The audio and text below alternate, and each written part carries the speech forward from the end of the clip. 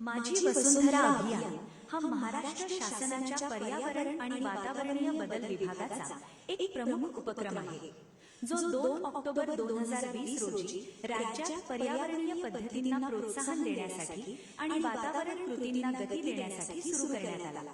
शहरी आणि ग्रामीण भागात मोठ्या प्रमाणात नागरिकांच्या सहभागाला प्रोत्साहन देताना स्थानिक प्रशासनाला देखील मजबूत करणे हा या कार्यक्रमाचा उद्देश आहे. कार्बन पृथक्करण, हरितगृह वायू उत्सर्जन कमी करणे आणि शाश्वत जीवनशैलीला प्रोत्साहन देणे या 3 मुख्य स्तंभांवर आधारित हा कार्यक्रम शहरी आणि ग्रामीण भागातील स्थानिक प्रशासन आणि सामुदायिक पद्धतींमध्ये शाश्वतता प्रभावीपणे राबविण्यासाठी मदत करते. माझी वसुंधरा अभियान भूमी, जल, वायू, अग्नी आणि आकाश या पंचमहाभूतांच्या रचनेवर आधारित आहे. जैवविविधतेचे संवर्धन, जलसुरक्षा, हवेची गुणवत्ता सुधारणे, अक्षय ऊर्जा पद्धती स्वीकारणे आणि घनकचरा व्यवस्थापन करणे अशा शाश्वत विकास ध्येयांची सुसंगती राखण्यास मदत करते. अभियानाच्या प्रारंभापासून ते आतापर्यंत 100% स्थानिक स्वराज्य संस्थांनी सहभाग नोंदविले आहे. यामध्ये 423 शहरी स्थानिक स्वराज्य संस्था आणि 27,904 ग्रामपंचायतींचा समावेश आहे. या अभियानाच्या माध्यमातून राज्यातील लाखो नागरिकांना एकत्रित करण्यात यश आले असून हे अभियान महाराष्ट्रातील सर्वात मोठ्या पर्यावरणीय शासकीय उपक्रमांपैकी एक ठरले आहे.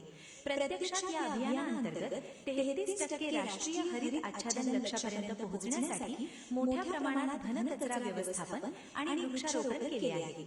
नद्यांचे पुनरुज्जीवन करणे, ईव्ही चार्जिंग स्टेशन यांची पायाभूत सुविधा मजबूत करणे, रूफटॉप सौर प्रणालींसह अक्षय ऊर्जा स्रोतांचा प्रभावीपणे वापर केला जात आहे.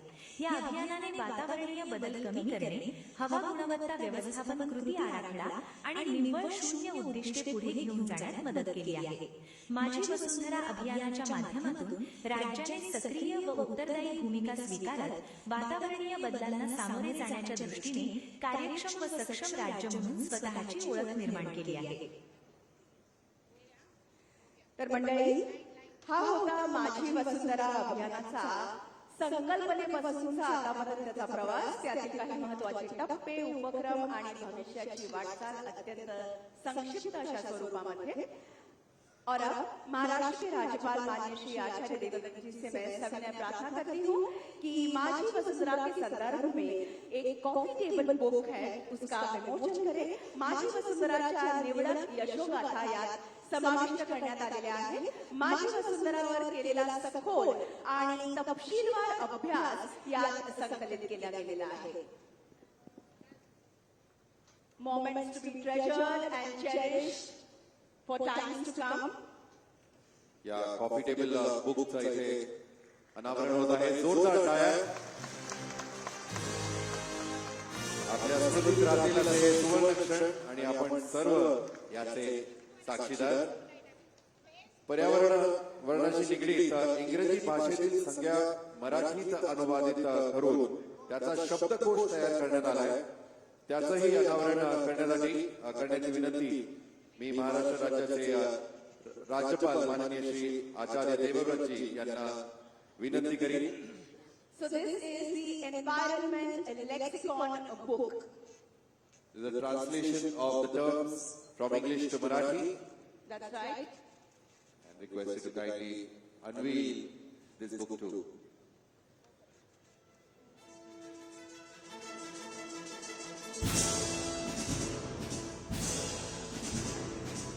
यादगार पल हम सभी के लिए कैप्चर हो रहे हैं फोटोग्राफ के रूप में. बहुत बहुत शुक्रिया. धन्यवाद. कृपया विराजमान हो जाए. तर मंडळी, माझी वसुंधरा सोबतच क्लीन अँड ग्रीन इंडिया, नदी पुनरुज्जीवन, जल प्रदूषण नियंत्रण, प्लास्टिक मुक्ती मोहीम, कचऱ्यापासून ऊर्जा निर्मिती, क्लायमेट ऍक्शन प्लॅन 2030 सारखे उपक्रम आपल्या विभागामार्फत राबवत शाश्वत विकासाच्या दृष्टिकोनातून कार्य करणाऱ्या माननीय श्रीमती पंकजाताई मुंडेजी, मंत्री पर्यावरण, वातावरणीय बदल तथा पशुसंवर्धन यांनी आजच्या या अत्यंत आनंदाच्या आणि तितक्याच महत्त्वाच्या प्रसंगी सर्वांना संबोधित करावं अशी मी त्यांना विनंती करते. नमस्कार. संपूर्ण महाराष्ट्रातून माझी वसुंधरा अभियानाच्या वासी वसुंधरा 4 व 5 यांच्या पर्यावरण समोर ठेवून केंद्रबिंदू ठेवून ज्यांनी आपापल्या स्थानिक स्वराज्य संस्थेत काम केलेलं आहे अशांचा सन्मान करण्याच्या सोहळ्याला आवर्जून खास या कार्यक्रमासाठी उपस्थित राहिलेले आपल्या राज्याचे महामहिम राज्यपाल आचार्यजी देवव्रतजी यांच्या नावातच आचार्य आहे आणि नावही देवव्रत आहे. त्यामुळे कोणतंही व्रत त्यांनी घेतलेलं असेल तर ते संकल्प करून त्या व्रताला तडीला नेतात. सध्या त्यांनी जैविक शेतीचं व्रत घेतलेलं आहे आणि त्यांच्या भाषणामध्ये ते आपल्या सर्वांना त्याचं मार्गदर्शन करणार आहेत. मंचावर विराजमान आमच्या राज्याच्या उपमुख्यमंत्री आमच्या आदरणीय सुनेत्रा पवार वहिनी. आतापर्यंत राजकारणामध्ये सगळ्यांना आपण ताई म्हणतो, पण मला पहिल्यांदा असा अनुभव येतोय की त्यांना वहिनी म्हणायचं आहे आणि आपल्या पूर्ण महाराष्ट्राच्या त्या वहिनी आहेत, त्याही आवर्जून या कार्यक्रमाला उपस्थित आहेत. आमचे विधानसभेचे अध्यक्ष अत्यंत अभ्यासू वकील असणारे आणि प्रत्येक कायद्याची व्यवस्थित अति जाणीव असणारे आणि माहिती असणारे आमचे राहुलजी नार्वेकर. मंचावर उपस्थित मुख्य सचिव राजेशजी अग्रवाल, मंचावर उपस्थित माझ्या विभागाच्या सचिव जयश्री भोज, मान्य राज्यपाल यांचे सचिव प्रशांत नानावरे, आमचे एमपीसीबीचे सदस्य सचिव देवेंद्र सिंग, राज्यपाल यांचे सहसचिव राममूर्तीजी, समोर उपस्थित विविध विभागातील आणि जिल्ह्यातील आलेल्या या पर्यावरणाच्या या सन्मानाचे भागीदार ज्यांनी पर्यावरणामध्ये फार मोठं योगदान दिलंय त्या सर्व सन्मान घेणाऱ्या सर्व विजेत्यांचे मी मनापासून स्वागत करते. तुमचा सगळ्यांचा नाश्ता व्यवस्थित झालाय? सगळ्यांचं झालंय? आवाज येऊन वाटत नाही झालंय का? जरा जोरात सांगा. तर म्हणजे आता तुम्हाला लांब बसायचं आहे कारण आपल्याला खूप खूप चांगलं मार्गदर्शन या माध्यमातून मिळणार आहे. खरं तर पर्यावरणाचा जेव्हा हे काम चालू होतं तेव्हा आम्ही याच्यामध्ये खूप बदल करायचा प्रयत्न केला, सकारात्मक बदल. सम्माननीय महामहिम हमारे राज्यपाल जी को मैं कहना चाहूंगी कि जब मैंने ये कार्यक्रम हाथ में लिया तो सबसे पहले मैंने इस लोगो को बदल लिया, क्योंकि ये लोगो जो था पहले था एक कंप्यूटर में डाल के इंफॉर्मेशन डाल के बनाया हुआ लोगो था. मैं उसका भी खंडन नहीं करती, पर ये लोगो जो मैंने किया है ये एक माँ ने किया है, प्रकृति माँ के लिए किया है. इस लोगों में हमारी माँ दर्शा रहे हम प्रकृति को, और वो माँ पूरा प्रकृति को अपने गोद में अपने गर्भ में समाये हुए हैं, जिसमें 5 तत्व है. 5 तत्व काय आहेत? 5 तत्व सांगा. तुम्हाला अवॉर्ड मिळालंय. पाणी, भूमी, अग्नी, जल, पाणीचं डायरेक्ट, आकाश आणि या 5 तत्व, या 5 तत्वांना आपल्या गर्भामध्ये घेणारी ही प्रकृती मा असा आम्ही त्याचा लोगो डिझाईन केलेला आहे.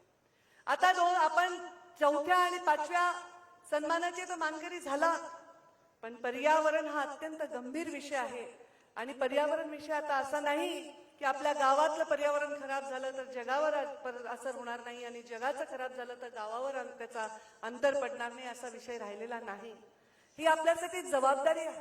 आपल्या पूर्वजांनी आपल्यासाठी जमीन ठेवली, जायदाद ठेवली, धन ठेवलं, धान्य ठेवलं, संपत्ती ठेवली, वारसा ठेवला. पण आता आपल्या पुढच्या पिढीसाठी आपल्याला काय ठेवायचंय तर पिण्यायोग्य पाणी ठेवायचंय, शेती कसण्याएवढी योग्य जमीन ठेवायची आहे, आपल्याला श्वास घेण्यायोग्य अशी हवा ठेवायची आहे. हे आपल्याला आपल्या पुढच्या पिढीसाठी ठेवायचं आहे. मागची पिढी आपल्यासाठी देत होती, पण आपण पुढच्या पिढीचं घेत आलो आणि म्हणून ही परिस्थिती झाली आहे. अत्यंत गंभीर परिस्थिती आहे. आम्ही तुम्हाला जेव्हा फंड देतो त्याच्यातून जीएसटी वजा करतो. आम्ही जेव्हा तुम्हाला निधी देतो तर बाबा आमदार येणार आहेत, नारळ फोडणार आहेत, खासदार येणार आहेत, मंत्री येणार आहेत, त्यांचा स्वागत समारंभ झाला पाहिजे, मोठं उद्घाटन झालं पाहिजे अशी साध्या अपेक्षा करतो. पण निसर्ग आहे, माता प्रकृती ही आपल्याकडून कशाची अपेक्षा करत नाही. आपल्याला ती ऑक्सिजन देते, आपल्याला ती पाणी देते, आपल्याला एवढ्या मोठ्या पर्वत रांगा आहेत ज्याच्यामुळे आपल्याला पाऊस मिळतो. या सगळ्या गोष्टी आपण माणसाच्या स्वार्थासाठी गृहीत धरतोय. जसं पण विकास वाढत जातो तसं जी प्रकृती ती भकास होत चाललेली आहे. जसं विकास आपल्याला हवाचा वाटतो, आपल्याला पुलं हवेत, आपल्याला ब्रिज हवेत, कोस्टल हायवे हवेत, आपल्याला मेट्रो हवी, आपल्याला रेल्वे हवी आहे, आपल्याला नॅशनल हायवे हवेत, आपल्याला ग्रामीण भागामध्ये प्रत्येक गावापर्यंत घरापर्यंत कच्चे रस्ते नको, पक्के रस्ते हवेत. पण हे होते कुठून? या भूगर्भातून आपण घेत आहोत.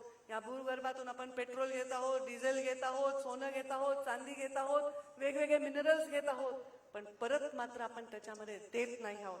अत्यंत गैरजबाबदार पद्धतीने आपण काम करत आहोत. पूर्वी आपल्याकडे जॉईंट फॅमिली असायची. एक चौकामध्ये घरामध्ये एक छोटा चौक असायचा, न्हाणीघर घरात असायचं, शौचालय बाहेर असायचं. आता तसं नाही राहिलंय. मी माझ्या साध्या सरपंचाच्या घरी जरी गेले, मैं महामहिम राज्यपाल जी को कहना चाहूंगी हिंदी में उनके लिए कि मैं अपने सरपंच के घर पे पहले मैं जाती थी जब 20 साल पहले, तो गांव में घर होता था, घर में एक नहाने का कमरा होता था और शौचालय बाहर होता था, और घर ऐसा होता था कि बस हवा आए रोशनी आए, ऐसा सुंदर सा घर होता था. अब मैं गांव में जाऊं, मेरे सरपंच के यहाँ पे भी सरपंच बहुत सारे उपस्थित है, यहाँ उनके घर में भी अभी 3 बेडरूम 4 बेडरूम के बंगले बन गए हैं. हर बेडरूम में अलग बाथरूम है, हर बाथरूम में पाश्चात्य शौचालय बिठा हुआ है, उसमें फ्लश है, शावर है, टब है. आज ग्रामीण विभाग में हमारे पूरे दुनिया की सारी फॅशन हमें दिखती है. पण ह्याच्यासाठी मिळणारं आवश्यक असणारं पाणी मात्र नाही. यासाठी लागणाऱ्या पर्यावरणाची काळजी घेतली नाही. बड़ा बंगला है पर एक भी वृक्ष नहीं दिखता. पहले बहुत सारे वृक्षों में बंगला नहीं दिखता था. ये परिस्थिती थी. ही आजची परिस्थिती आहे. आणि ही परिस्थिती आपल्याला बदलण्यासाठीच हे पर्यावरणाचे आपले हे अवॉर्ड आहेत. या अवॉर्ड मध्ये आपण काय काय मिळवू शकलो हे सांगायला मला आज अभिमान वाटतो की हे अवॉर्ड आपण हे सन्मान सोहळे घेतल्यामुळे आपल्याला खूप सारा फायदा झालाय. 4.5 कोटी 4.5 करोड़ 4.5 करोड़ इसमें ट्री प्लांटेशन हुआ है आज तक 5 साल में. इसमें 53,942 हरित क्षेत्र निर्माण किए गए हैं. 3,92,000 लक्ष से अधिक इलेक्ट्रिक व्हीकल यूज करना शुरू कर दिया है. 307 मेगावाट की अक्षय ऊर्जा निर्मित हो रही है. राज्य भर में 43,017 ये उन्होंने तालाब बनाने की कोशिश की है. पानी जो जमीन में जाए ये कोशिश की है. जल संवर्धन की कोशिश की है और 324 घनमीटर इससे जल संधारण की क्षमता में बढ़ोतरी हुई. जलयुक्त शिवार यासारख्या योजनेनी क्रांती केलेली आहे. हे सगळं आपण बघतोय. यामध्ये आपल्याला महाराष्ट्राला नेशनल अवार्ड हमें मिला है. इसके लिए national water award, national clean air programme में अमरावती हमारा शहर प्रथम आया है. मन्याचीवाड़ी सातारा में जो गांव है उसमें ग्राम ऊर्जा जो है स्वराज राष्ट्रीय पुरस्कार प्राप्त हुआ है. राज्य के पहले 100 सौर ऊर्जा पर चलने वाले प्रकल्प हमने किए हैं. गोंदिया में बेला गांव में नेशनल कार्बन न्यूट्रल विशेष पंचायत पुरस्कार प्राप्त हुआ है. नासिक में मोडले गांव में स्वच्छ हरित गांव पुरस्कार प्राप्त हुआ है. गोंदिया में डब्बा गांव को क्लाइमेट एक्शन स्पेशल पंचायत पुरस्कार प्राप्त हुआ है. इस प्रोग्राम को हमने माझी वसुंधरा नाम दिया है. मतलब मेरी वसुंधरा, माझी वसुंधरा. ही जी वसुंधरा आहे हिला जपण्याची जबाबदारी माझी आहे. मला माझ्या पुढच्या पिढीसाठी धन धान्य संपत्ती प्रॉपर्टी याच्यासोबत चांगलं वातावरण सुद्धा सोडायचं आहे. हे आपल्याला करायची गरज आहे आणि यासाठी आपल्या सगळ्यांचं योगदान आहे. आता आपला माझी वसुंधरा 6 येणार आहे आणि या माझी वसुंधरा 6 मध्ये GR मध्ये मी बदल करणार आहे. यामध्ये आमच्या सगळ्या जे हुशार लोक आहेत, जे सायंटिस्ट लोक आहेत, जे अभ्यासू लोक आहेत त्यांचे पण आम्ही मतं मागवले आहेत. तुम्ही जे विजयी झालेले तुमचे सुद्धा मतं मागवणार आहे. यामध्ये एखादं गाव जर संपूर्णपणे स्वतःच्या गावाचे जी स्ट्रीट लाईट आहे, पाण्याची योजना आहे, जर पूर्णपणे सोलारवर नेली असेल तर त्या गावाला आम्ही याच्यामध्ये पुरस्कार देणार आहोत. कचऱ्याचं पूर्ण व्यवस्थापन करून वेस्ट टू एनर्जी केली असेल तर त्या गावाला आम्ही पुरस्कार देणार आहोत. आणि आमचे महामहिम राज्यपाल जे आपल्याला आता सांगणार आहेत, अगदी मन लावून शांतपणे तुम्ही ऐकून घ्या. त्यांचे शब्द म्हणजे अमृत आहेत आणि ते येणारं भविष्य आहे. ते बघण्याचा त्यांचा अनुभव घेण्याची गरज आहे. ते सांगणार आहेत जैविक शेतीविषयी. तर आम्ही या GR मध्ये जैविक शेती ज्या गावाला करणार आहे त्याला सुद्धा मार्क ठेवणार आहे. महामहिम राज्यपाल जी, आप जैविक खेती के बारे में जो कहेंगे, जो हम सुनेंगे, अगले पुरस्कार में हम हमारे GR में जैविक खेती को भी हम लेके आएंगे और उसके लिए हम स्पेशल मार्क रखेंगे. जो गांव मिलकर जैविक खेती करता है, जैविक खेती करता है, उस गांव को हम ज्यादा से ज्यादा मार्क इसमें देंगे, ये हम आने वाले जीआर में लाएंगे और ये लाकर हम हमारे आने वाली नस्लों के लिए, हमारी पीढ़ियों के लिए एक अच्छी वसुंधरा, हमारी माँ प्रकृती को रखेंगे। मी तुम्हा सर्वांना आवाहन करते की आपण आता मस्त भरपेट नाश्ता केलेला आहे, मनसोक्त आपण सगळे एकमेकांशी गप्पा मारलेल्या आहेत। तुम्ही सर्व लोकप्रतिनिधी आहात, सरपंच आहेत की नाही, ते नगराध्यक्ष आहेत की नाही, मग इथे वेगवेगळे लोकप्रतिनिधी, सरपंच, नगराध्यक्ष, वेगवेगळे अधिकारी आलेले आहेत। या सगळ्यांनी आता राज्यपाल महोदयांच्या भाषणातून काहीतरी शिकून जायचं आहे, कारण येणाऱ्या जीआर मध्ये आम्ही त्यांचा समावेश करून जैविक शेतीला सोबत घेऊन, कृषी विभागाला सोबत घेऊन, आम्ही पशुसंवर्धन विभाग माझ्याकडे याला सोबत घेऊन, पर्यावरण विभागाची सांगड घालून एक चांगलं वातावरण, शुद्ध माती, शुद्ध जल आणि शुद्ध हवा हा संकल्प आम्ही घेऊन पुढे जाणार आहोत, असं या निमित्ताने मी आपल्या सर्वांना सांगते।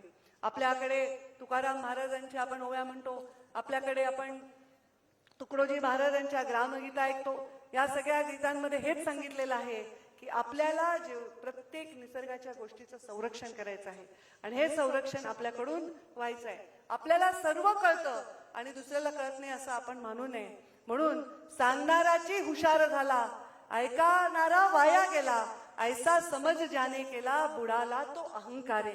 ज्याला वाटतं की मला सांगणाऱ्याला काही कळत नाही, तो अहंकारात बुडतो। सांगणाऱ्याचं ऐकणारा मात्र जीवनामध्ये पूर्णपणे बदल करतो।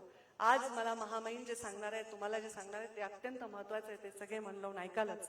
एवढंच सांगेन की आपल्याकडे जे पर्वत आहेत, नदी आहे, आपले जे नैसर्गिक गोष्टी आहेत त्या वाचवण्यासाठी आपल्या सगळ्यांना योगदान द्यायचंय। रात्र वैऱ्याची आहे, जसं स्वतंत्रता लढ्यामध्ये आपण सगळे जीवाची पर्वा न करता लढलो, तसं आता कशाची पर्वा न करता आपल्याला पर्यावरण वाचवायचं आहे, म्हणजे येणारी पिढी स्वतंत्रता जशी आपण उपभोगली तशी येणारी पिढी चांगलं पर्यावरण उपभोगेल। हे सगळं करण्यासाठी तुम्हा सर्वांच्या सहकार्याची गरज आहे। तुम्ही करणार ना सहकार्य? तुम्ही भाग घेणार ना? कुठे तुमचे हात? करावर, दोन्ही हात वर करा आणि संपूर्ण सहकार्य पर्यावरणात करण्याची शपथ, जसं आपण हरित शपथ घेतो तशी शपथ घेऊनच आपण इथून जा, एवढंच आपल्या सगळ्यांना सांगते आणि मी माझ्या वाणीला विराम देते। परत एकदा महामहिम राज्यपाल, आमचे सुनेत्रा वहिनी आणि आमचे अध्यक्ष राहुलजी यांचे परत एकदा मी आभार मानते की ते या कार्यक्रमाला आले आणि सर्वांचे धन्यवाद देऊन मी माझ्या वाणीला विराम देते। धन्यवाद। जय हिंद, जय महाराष्ट्र।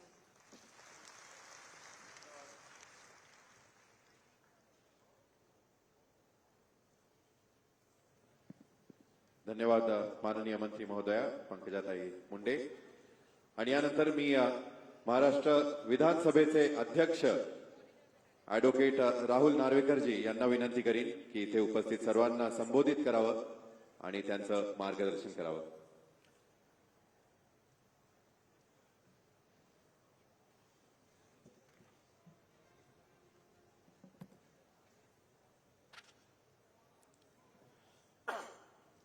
नमस्कार।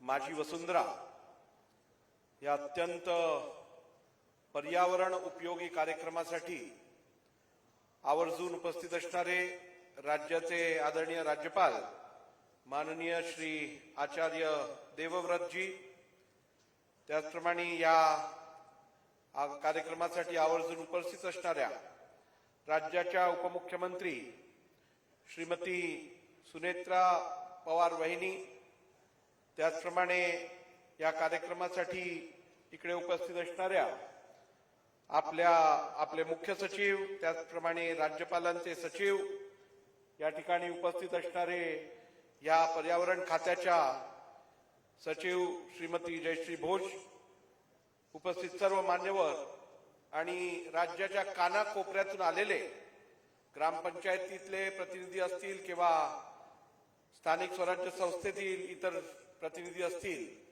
या सर्वांना आजच्या या माझी वसुंधरा या कार्यक्रमाच्या मी मनापासून शुभेच्छा देतो।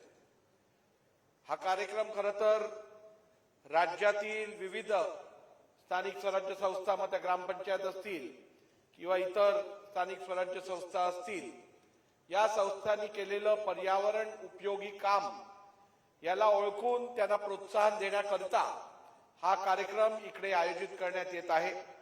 मला वाटतं हा कार्यक्रम पंकजाताई आपण जवळजवळ पहिला कार्यक्रम हा 2020-21 मध्ये आपण घेतला आणि 2020-21 मध्ये आपण जेव्हा कार्यक्रम घेतला तेव्हा एकूण 686 स्थानिक स्वराज्य संस्था यांनी भाग घेतलेला आणि 51.50 कोटी रुपयाच्या बक्षिसांचं वितरण इकडे केलेलं आणि त्यानंतर आज मला वाटतंय 5वं एडिशन आहे म्हणजे माझी वसुंधरा अभियान 5 सन 2024-2025 यामध्ये 28,318 नागरिक स्थानिक संस्था 418 व ग्रामपंचायती 27,900 अशा या संस्थांनी भाग घेतलेला आहे आणि निश्चितपणे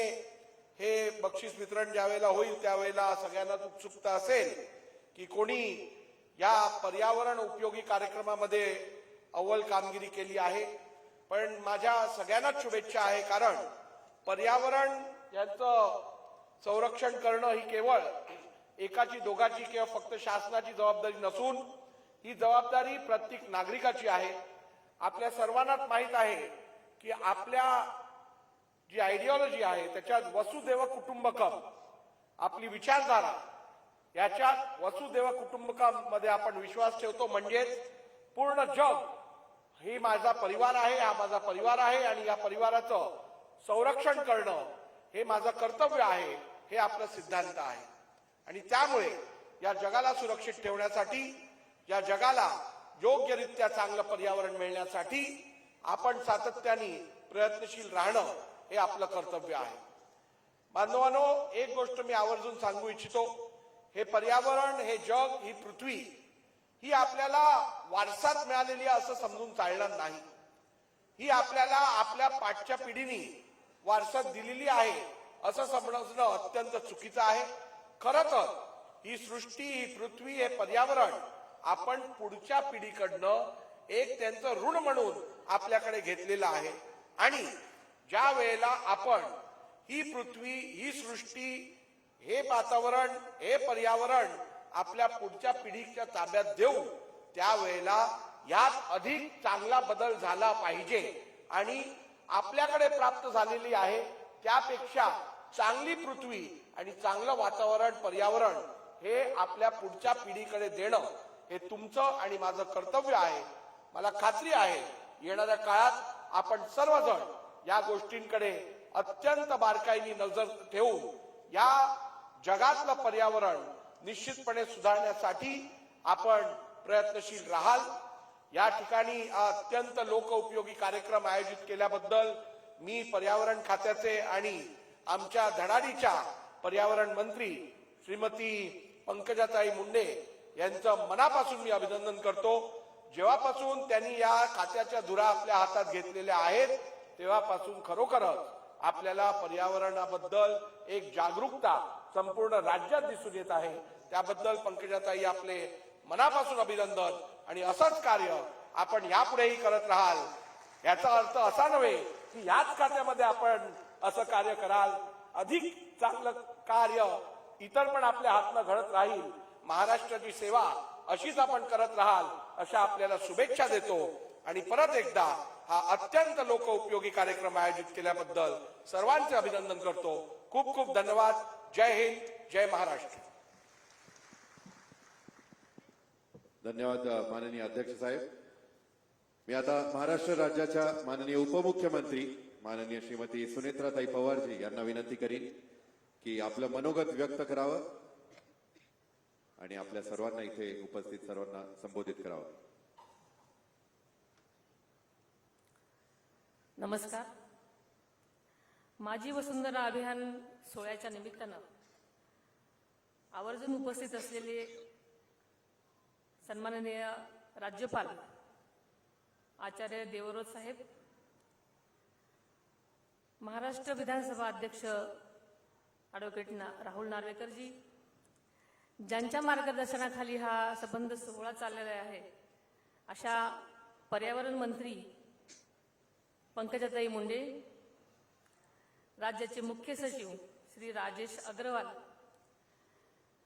श्रीमती जयश्री भोज, सचिव पर्यावरण विभाग, सुधाकर बोबडे अभियान संचालक माझी वसुंधरा अभियान, तसेच या कार्यक्रमासाठी उपस्थित असलेले सर्व महाराष्ट्राच्या कानाकोपऱ्यातून आलेले उपस्थित लोकप्रतिनिधी, अधिकारी व कर्मचारी, सर्व उपस्थित पुरस्कार प्राप्ते आणि माझ्या बंधू भगिनींनो, पत्रकार मित्रांनो, माझी वसुंधरा अभियान 4-5 अंतर्गत उत्कृष्ट कामगिरी करणाऱ्या स्थानिक स्वराज्य संस्थांचा सन्मान सोहळ्यानिमित्त आपण सर्वजण इथे जमलेलो आहोत. आजचा दिवस आपल्या सर्वांसाठी अतिशय आनंदाचा, अभिमानाचा आणि ऐतिहासिक असा क्षण आहे. कारण आज आपण निसर्गाशी नातं जोडणाऱ्या आणि पर्यावरण रक्षणासाठी उत्कृष्ट काम करणाऱ्या स्थानिक स्वराज्य संस्थांचा गौरव करत आहोत. माझी वसुंधरा अभियान 4-5 मध्ये उत्कृष्ट कामगिरी करणाऱ्या सर्वच पुरस्कार प्राप्त स्थानिक स्वराज्य संस्थांचं मी सुरुवातीलाच मनापासून अभिनंदन करते. आपल्या सर्वांनाच शुभेच्छा देते. आज आंतरराष्ट्रीय मातृभाषा दिन सुद्धा आहे. आपल्याला भाषा आणि संस्कृती प्रेमी जागरूकता निर्माण करण्याचा हा दिवस आहे. या दिनाच्याही आपल्या सर्वांना मनापासून शुभेच्छा देते.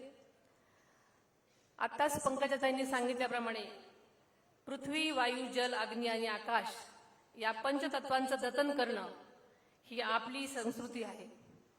हे आपलं कर्तव्य सुद्धा आहे.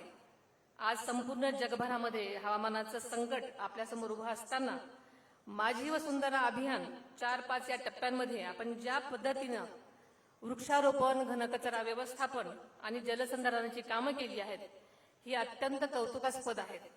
त्यामुळे माझी वसुंधरा हे केवळ अभियान राहिले नसून ती एक लोक चळवळ बनलेली आहे.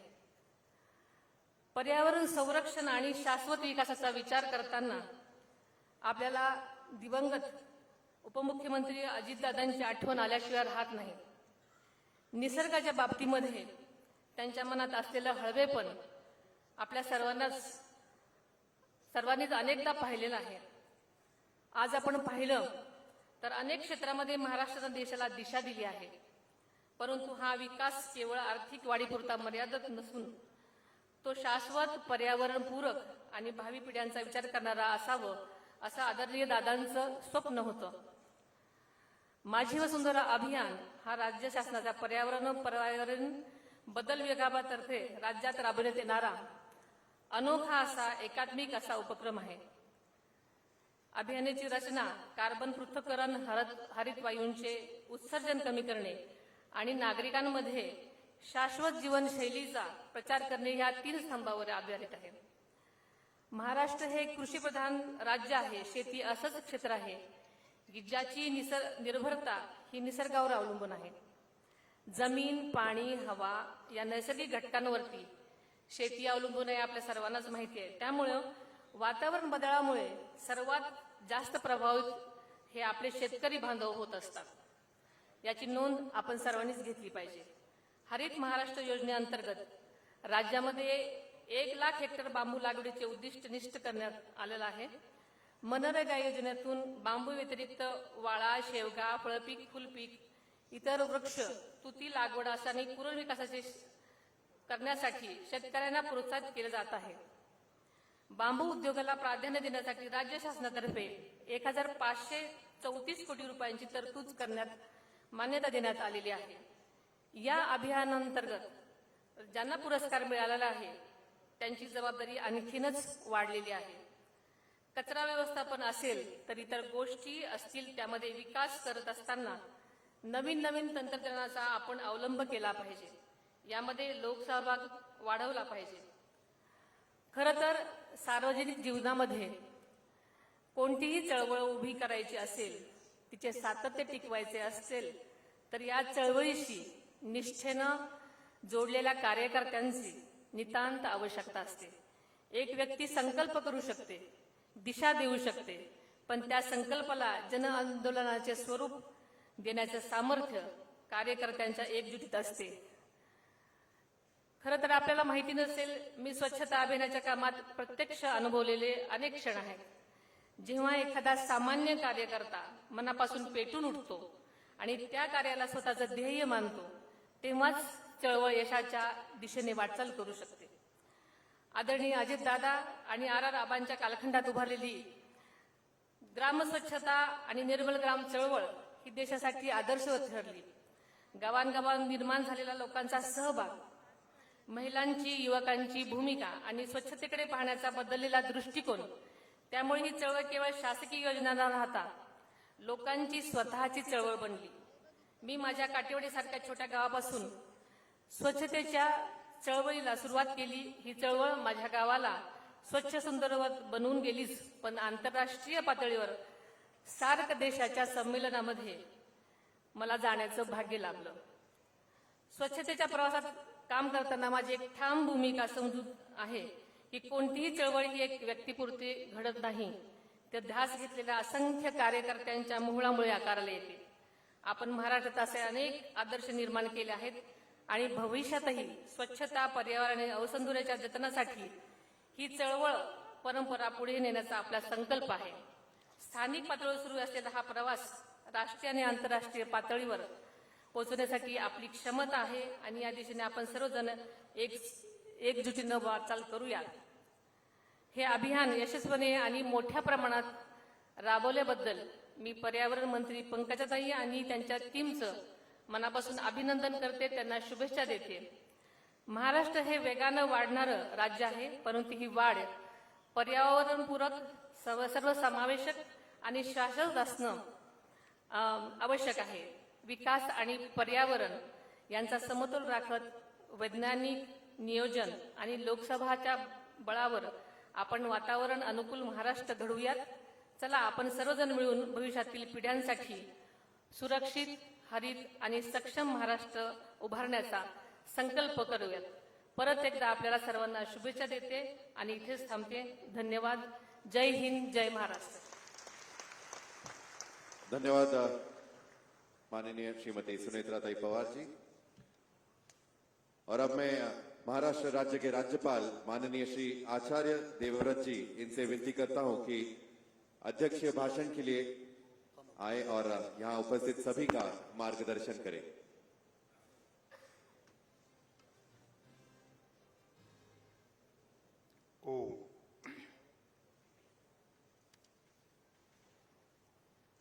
आज के इस कार्यक्रम में उपस्थित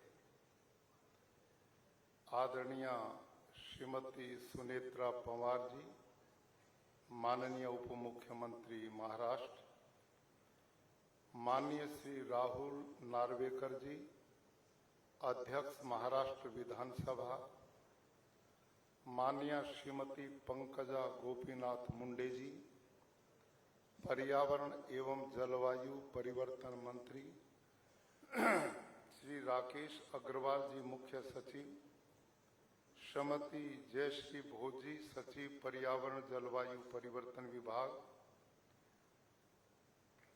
इस कार्यक्रम में उपस्थित बहुत ही सम्मानित पूरे महाराष्ट्र से पधारे हुए बहुत जिम्मेदार भाई और बहनों, सर्वप्रथम मैं आदरणीय श्रीमती पंकजा मुंडे जी का आभारी हूं कि जिन्होंने मुझे इस गंभीर विषय पर चर्चा करने के लिए और आप जैसे लोग जिन्होंने बहुत समर्पित भाव से पर्यावरण को बचाने की दिशा में बहुत बड़ा काम किया है, उनके दर्शन करने का मुझे सौभाग्य मिला है. ऐसे भाई और बहन जिनको आज अपने अपने कार्य क्षेत्र में काम करने के लिए सम्मानित किया जाना है, मैं उन सब को अग्रिम बधाई देता हूं, साधुवाद देता हूं, अभिनंदन करता हूं. पहली बार धरातल पर किसी सरकार के द्वारा इतने बड़े व्यापक क्षेत्र में पर्यावरण को बचाने का अभियान चलाया गया है. इसके लिए भी मैं आदरणीय श्रीमती पंकजा जी को बहुत बहुत साधुवाद और बधाई देता हूं. भाई और बहनों, पहले सभी वक्ताओं ने आज के संदर्भ में विषय के बारे में जो कहा जाने वाला था वो बहुत कुछ कह दिया है। लंबे समय से आप बैठे भी हैं, थक भी गए होंगे, और जब अंतिम वक्ता तक बात आती है तो उस समय तक लोग उठने का मन बना लेते हैं। लेकिन मैं आप सबसे विनम्र निवेदन करूंगा कि मेरी स्थिति को समझते हुए बहुत बड़ी कृपा आप करेंगे मेरी बात को सुनने के लिए। आदरणीय पंकजा जी का विशेष आग्रह था कि इस कार्यक्रम में मैं उपस्थित हूं, और आपकी जानकारी के लिए आपकी तरह मैं भी बहुत प्रयास करता हूं कि आज दुनिया की जो सबसे बड़ी चुनौती है वो पर्यावरण बन गई है। ग्लोबल वार्मिंग ने दस्तक दे दी है और उसके दुष्परिणाम चारों तरफ दिखाई दे रहे हैं। सूर्य का ताप इतनी तेजी से धरती पे आ रहा है कि हमारी धरती का तापमान बढ़ गया है, उससे ग्लेशियर पिघल रहे हैं। साइंटिस्ट लोग कहते हैं यदि हम नहीं संभले तो ये समुद्र है, इसका लेवल ऊपर आ जाएगा और जिस नगरी में हम बैठे हैं ऐसे ऐसे देश और नगरी इस समुद्र में समा जाएंगे। पर्यावरण बिगड़ने के कारण समय पर वर्षा होती नहीं, होती है तो अतिवृष्टि या अनावृष्टि होती है। कहीं पहाड़ दरक रहे, कहीं समुद्री तूफान आ रहे, कहीं भूकंप आ रहे। यह जीव जगत के लिए शुभ संकेत नहीं है, और इस दिशा में मनुष्य ही योगदान करता है, वही इसको बचा पाएगा, और उसी ने इस स्थिति को पैदा भी किया। जीव जंतु पशु पक्षी असंख्य जो प्राणी हैं उन्होंने इस पर्यावरण को खराब नहीं किया, ये देन भी हम समझदारों की ही है। अब हमारी ही जिम्मेदारी है कि इसको बचाने का काम करें। आने वाली पीढ़ियां हमें माफ नहीं करेंगी यदि हम नहीं संभले तो। भाई और बहनों, अभी मेरे से पूर्व जो चर्चा की गई, मैं उन सब वक्ता महानुभावों को बहुत साधुवाद देता हूं कि इतने व्यापक स्तर पर पूरे महाराष्ट्र के गांव तक पहुंचकर पर्यावरण के प्रति लोगों को सचेत ही नहीं किया, अपितु उन्होंने कार्यान्वयन भी इस दिशा में किया। लेकिन हम शहरों में बैठकर ज्यादा चर्चा पानी पे कर लेते हैं, हम प्लास्टिक पे कर लेते हैं, इसी तरह से फैक्ट्रियों के प्रदूषण पर कर लेते हैं। लेकिन मुझे जो जानकारी मिली, आज के इस कार्यक्रम में ग्रामीण क्षेत्र से जुड़े हुए बहुत लोग आप हैं। आप खेती बाड़ी भी करते हैं।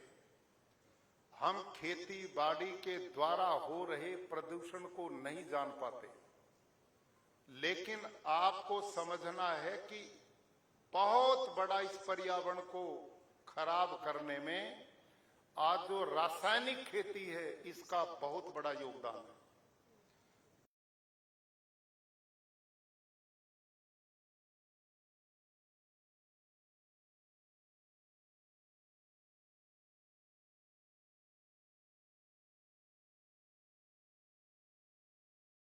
नाइट्रोजन जब आकाश के ऑक्सीजन के संपर्क में आता है तो ऑटोमेटिकली एक गैस पैदा होती है जिसका नाम है नाइट्रस ऑक्साइड। वो नाइट्रस ऑक्साइड कार्बन डाइऑक्साइड से 312 गुना खतरनाक है। समझिए आप, इस देश में करोड़ों टन यूरिया डीएपी खेतों में फेंक दिया जाता है। कितना नाइट्रस ऑक्साइड पैदा हो रहा है, जिससे प्रदूषण कितना भयंकर रासायनिक खेती पैदा कर रही है, ये सोचने की बात है। दूसरा, जब खेत में यूरिया डीएपी आप डालते हैं तो उसका कुल 30-35% ही पौधा लेता है, बाकी यूरिया डीएपी कहां जाता है?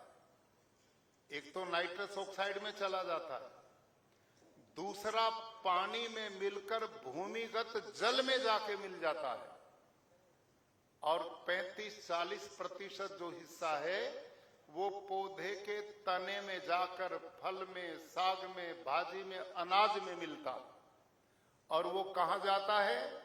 वो जो हम सब बैठे ना, हमारे अंदर जाता है, और उसका परिणाम heart attack, diabetes, cancer, kidney fail, pancreas fail, घुटने बदलवाओ और अस्पतालों में दाखिल हो जाओ। ये दूसरा परिणाम है। और तीसरा परिणाम, जो भूमिगत जल में जाता है, धरती के पानी में नाइट्रेट पैदा करता है, जो पीने लायक नहीं बचता।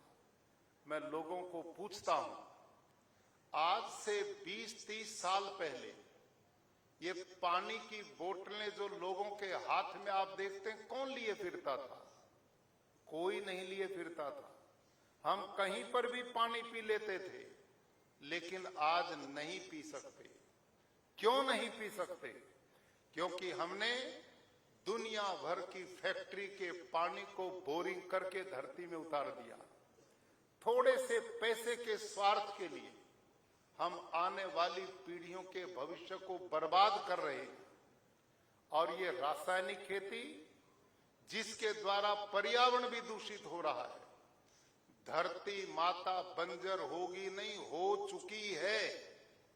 आज पूरे देश की धरती का ऑर्गेनिक कार्बन 0.2345 से नीचे आ चुका। और कृषि वैज्ञानिक बोलते हैं, जिस धरती का मिट्टी का ऑर्गेनिक कार्बन 0.5 से नीचे है, वो बंजर होगी नहीं, हो चुकी है। और इसका बहुत बड़ा कारण है, जिस समय हरित क्रांति देश में प्रारंभ हुई, डॉक्टर स्वामीनाथन, डॉक्टर मैने जैसे लोग अमेरिका से पढ़कर के आए, और उन्होंने जब हरित क्रांति शुरू की, वो समय की जरूरत थी, उसका विरोध नहीं है, वो आवश्यकता थी। लेकिन भाई और बहनों, उस समय उन्होंने किसान की सारी धरती के ऑर्गेनिक कार्बन की जांच कराई थी। 60 के दशक में भारत के किसान की धरती का ऑर्गेनिक कार्बन 2 से 2.5% था पूरे देश का। अर्थात हमारी सारी बोने वाली धरती जिसमें खेती करते हैं, वो जंगल की भूमि की तरह उपजाऊ थी। लेकिन यूरिया, डीएपी, जंतुनाशक लगातार डलता रहा, तो हमारी उस धरती का ऑर्गेनिक कार्बन 2-2.5% से घटते घटते 0.5 से नीचे आ गया। डॉक्टर स्वामीनाथन ने 1 हेक्टेयर में उस काल में 13 किलो नाइट्रोजन डालने का विधान किया था, ओनली 13 केजी, और बम्पर उत्पादन होता था। क्यों होता था? क्योंकि उस समय धरती माता में गांडुल भरपूर मात्रा में था, अर्थवर्म अथाह था, सूक्ष्म जीवाणु थे, मित्र कीट थे, जो उस यूरिया डीएपी को खेत में पड़ते ही उसको खाके पौधे के भोजन में बदल देते थे। लेकिन आज भोजन बनाने वाले ही मार दिए, तो रोटी कहां से खाओगे? सब गांडुल खेतों के मर चुके हैं, सूक्ष्म जीवाणु खत्म हो चुके हैं। आज पूरी धरती बंजर और पत्थर बन गई है। आज स्थिति ये बन गई है। इस दिशा में भारत के यशस्वी प्रधानमंत्री श्रीमान नरेंद्र मोदी जी ने एक अभियान चलाया है, नेचुरल फार्मिंग, प्राकृतिक खेती, नैसर्गिक खेती, जिसके द्वारा हम धरती को दोबारा उपजाऊ बना सकते हैं। पानी का संवर्धन भी कर सकते हैं और पानी की शुद्धता भी बचा सकते हैं और पर्यावरण को भी बचा सकते हैं। इस दिशा में आप जितने भाई और बहन ग्रामीण पृष्ठभूमि से आए हैं, उन सब से मेरा आग्रह है कि आप प्राकृतिक खेती को समझिए। आपकी सबकी जानकारी के लिए मैं खुद खेडूत हूं। मैं अपने हरियाणा प्रदेश के कुरुक्षेत्र में गुरुकुल चलाता हूं। वहां 200 एकड़ हमारी जमीन है। पिछले 9 वर्ष से एक बूंद भी यूरिया, डीएपी, जंतुनाशक में प्रयोग नहीं किया और मेरे खेत का उत्पादन रासायनिक वालों से भी ज्यादा होता है, उनसे भी ज्यादा होता है। वहां दुनिया देखने के लिए आती है। और वही नहीं, गुजरात में 6 वर्ष से मैं गवर्नर के रूप में काम करता हूं।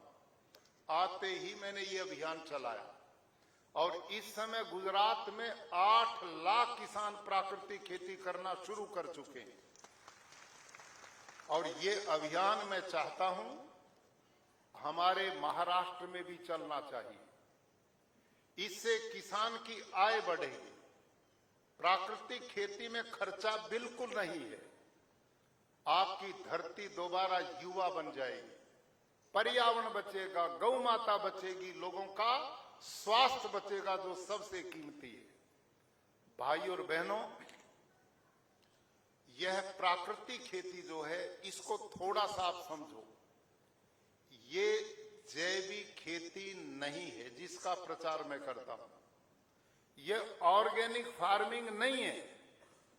ऑर्गेनिक फार्मिंग मूलतः भारत की पद्धति नहीं है, लेकिन क्योंकि हमारी केंद्र सरकारों ने, प्रदेश सरकारों ने 30-40 साल तक जैविक खेती का प्रचार किया और ये जैविक शब्द हम सब के मानस में आ गया। ये कहां से आया था? ये 1905 में इंग्लैंड से एक डॉक्टर हार्वर्ड आए थे अपनी पत्नी के साथ। इंदौर के राजा के पास वो रुके और उन्होंने भारत में आकर जैविक खेती का प्रचार किया, ऑर्गेनिक फार्मिंग का प्रचार किया। लेकिन जब वो गांव में गए तो उन्होंने देखा, तू जिनको सिखाने आया है, यहां के लोग तो तेरे से ज्यादा ही प्राकृतिक खेती करते हैं। यहां का किसान गौ पालता था, पशुधन था और गोबर को दबाता था और जब वो ब्लैक हो जाता था तब खेतों में डालता था, उससे जीवाणु बढ़ता था, कृषि होती थी। तो वो 1947 तक भारत में रहे। उसके बाद वो वापस चले गए। लेकिन उस व्यक्ति ने इस ऑर्गेनिक शब्द को छोड़ दिया, जैविक खेती को परमानेंट दुनिया के मानस में बैठा दिया। जैविक खेती स्वदेशी खेती नहीं है, ये विदेशी खेती है। इसमें जो गांडुल प्रयोग होता है ना जैविक खेती में, वो भारत का नहीं है, वो विदेश से आयात किया जाता है। वो गोबर खाता है, मिट्टी नहीं खाता। तापमान बढ़ता तो मर जाता है, तापमान घटता तो भी मर जाता है। शरीर से हैवी मेटल छोड़ता है और वो 1.5-2 महीने में खाद गोबर को खाके वर्मी को कंपोस्ट बनाता है। उसमें बहुत समय लगता है। जैविक खेती में किसान की मेहनत कम नहीं होती, उसमें खर्चा भी कम नहीं होता और उत्पादन भी पूरा नहीं मिलता। लेकिन मैं जिस खेती का प्रचार आपके बीच में कर रहा हूं, उसका नाम है प्राकृतिक कृषि, उसका नाम है नेचुरल फार्मिंग, उसको आपकी भाषा में कहेंगे नैसर्गिक खेती। और उसका मूल सिद्धांत क्या है? आप लोगों ने जंगल देखा होगा, जंगल में हजारों पेड़ पौधे, तरह तरह की वनस्पति। बताओ, जंगल में यूरिया कौन डालता है? वहां डीएपी कौन डालता है? जंतुनाशक कौन डालता है? गोबर की खाद कौन डालता है? पानी देने कौन जाता है? कोई भी नहीं जाता। और होता क्या है? जंगल का पेड़ समय आने पर फलों से लद जाता है और जंगल के पेड़ के किसी भी पत्ते को तोड़िए और लेबोरेटरी में ले जाओ, उसमें एक भी पोषक तत्व की कमी नहीं मिलेगी। उसमें फास्फोर, जिंक, पोटास, मैग्नीशियम, आयरन, कॉपर, जो पौधे को चाहिए सब कुछ है। वो कहां से आया? वो नेचर से आया, वो प्रकृति से आया, ईश्वरीय व्यवस्था से आया। जो नियम जंगल में काम करे वही नियम हमारे खेत में काम करे। इसका नाम प्राकृतिक खेती है, इसका नाम नेचुरल फार्मिंग है। ये प्रचार आपके बीच में मैं करूंगा। इस समय गुजरात में मैं गांव में जाता हूं, रात भी मैं गांव में था और मैं 4 बजे गांव में जाता हूं। पहले गांव में स्वच्छता अभियान चलाता हूं झाड़ू लेकर के, फिर गांव की पंचायत की 1 एकड़ लैंड में मैं वृक्षारोपण करवाता हूं और हर महीने उसकी फोटोग्राफी मंगवाता हूं। पौधा मरना नहीं चाहिए, लगते तो बहुत है, जिंदा कितना रहते हैं, असली बात ये है वो बचने चाहिए। 2 काम। तीसरा, मैं उसी गांव में रात को दलित अनुसूचित जाति परिवार में भोजन करता हूं और उसके बाद रात को उसी गांव में पूरे गांव को, जैसे आप बैठे हैं, चारपाई खाट पर बैठ करके मैं जनसभा करता हूं और रात को फिर मैं उसी गांव के स्कूल में सोता हूं और सवेरे उठ के उस स्कूल में पढ़ने वाले बच्चों के साथ योग करता हूं और सवेरे उठ के मैं जो प्राकृतिक खेती किसान करता उसके खेत में जाता हूं। वो हल चलाता तो हल चलाने में मदद करता हूं, चारा काटता तो चारा कटवाता हूं और दूध निकालने की जरूरत पड़ती तो मैं गाय भैंस का दूध भी निकालता हूं। तो मैं पक्का शेतकरी हूं। तो यहां जितने भाई बैठे, बहन पंकजा ने बहुत बड़ा ये अभियान लिया है और प्रदेश सरकार पर्यावरण को बचाने की दिशा में गंभीरता से आगे बढ़ी है। तो अन्य जितने कारण है पर्यावरण को बिगाड़ने के, वो दूर किए जा रहे हैं। आप द्वारा बहुत बधाई के पात्र हैं। लेकिन इसके साथ आप कृषि को नहीं जोड़ेंगे तो हम अपने लक्ष्य की प्राप्ति नहीं कर पाएंगे। भाइयों और बहनों, 40 वर्ष पहले इस देश में कोई नहीं जानता था कैंसर क्या होता है, कोई नहीं जानता था हार्ट अटैक क्या होता है, कोई नहीं जानता था डायबिटीज किसे कहते हैं, हाइपरटेंशन क्या होता है। किसी ने घुटने नहीं बदलवाए, लेकिन घुटने का काम आज है नहीं, घुटने सबके ही बदल रहे हैं। कितनी प्रोग्रेस हो रही है। ये सब कुछ क्यों है? इसका सबसे बड़ा कारण आप और मैं जो खा रहे हैं वो शुद्ध नहीं है। ना पानी शुद्ध बचा, ना गाय भैंस का शुद्ध दूध बचा, न हमारी माताओं का बचा, न अनाज में शुद्धता है, न फलों में पवित्रता है।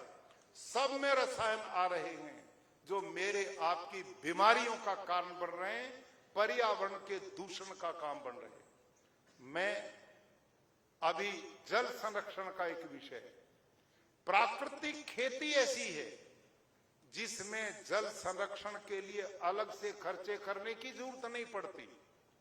आजकल बोरिंग किए जा रहे हैं, करोड़ों रुपया खर्च होता है, लेकिन प्राकृतिक खेती में बोरिंग करने का काम तो गांडुल कर देता है। और जब प्राकृतिक खेती होगी तो वर्षा जल बहकर जा ही नहीं सकता, वो सारा भूमि में चला जाता है। मैं 1-2 वीडियो आपको दिखाऊंगा और आप देखिए जो खेडूत यहां पर बैठे हैं, आपकी धरती मां की स्थिति क्या बन चुकी है।